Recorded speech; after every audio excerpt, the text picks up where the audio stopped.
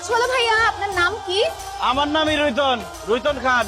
আমার বাবার নাম পাঙ্গাস খান, আমার দাদার নাম কাতলা খান। আপনি কি মাছ বিক্রি করেন? জি না, মাছ বিক্রি করি না, স্বর্ণ বিক্রি করি। কয় ভরি লাগবে আপনার? কি বলতেছেন ভাইয়া আপনি? আমি তো দেখতেছি আপনি মাছ বিক্রি করতেছেন। দেখতেছেনই যখন, তাহলে আপনি জিজ্ঞেস করেন কেন? মাছ লাগলে নেন, না লাগলে সরাসরি। আসসালামু তুই আপনি এই চেল্লার ঘরে চেল্লা, তুই কি ভাবছস এই স্যুট কোট পরলেই তুই ভদ্র মানুষ হয়ে যাবি?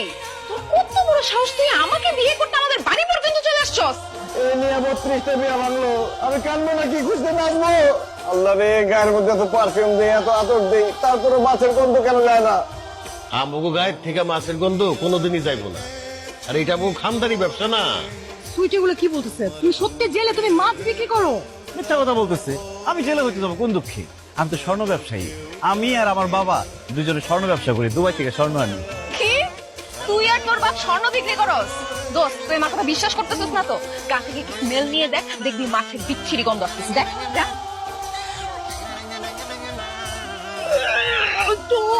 মাই গড, তুই তো সত্যি কথাই বলছিস। এই দোকান এখন বন্ধ করো, নাহলে আমি কিন্তু ভাঙা করার মতো করে ফেলাম।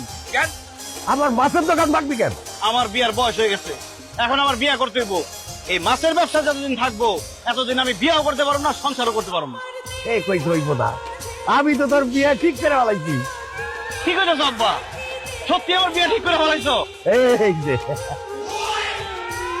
ওরে ফকিন্নির বাচ্চা, ফকিন্নি গাড়ের মরা, তুই নি পাত্রী? হ্যাঁ, আমি তো পাত্রী। পাঙ্গাস টাকা তো তোর লাগি আমার বিয়া ঠিক করতে। তুই কর। আব্বা, তুমি এটা কি কাজ করছো? এই মাছ কাটেন না ফকিন্নির সাথে আমার বিয়া ঠিক করছো? কি করবো, নাসিবা ছাড়া আর কোনো মাইয়া তোর সাথে বিয়ে বসে রাখি না, এই জন্য নাসিবার সাথেই তোর বিয়ে ঠিক করছি।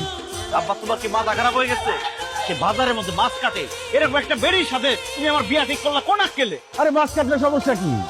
মনে কর আমাকে ব্যবসার একটা বাইরে গেল, আরে আমরা বাপ বেটা মাছ বিক্রি করলাম, আর নাসিমা মাছ খাইতে দিল, মাছ বিক্রির টাকা আর কাটার টাকা দুইটাই আমাকে তাইকা গেল।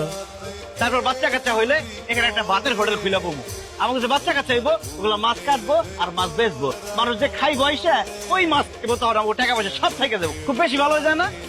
খুব ভালো কথা কইছিস তো। চুপ করো। দরকার হলে সারা জীবন আমি বিয়া না করে থাকুম, তবে ভুটকি মাছ কাটেন আমি বিয়া করবো।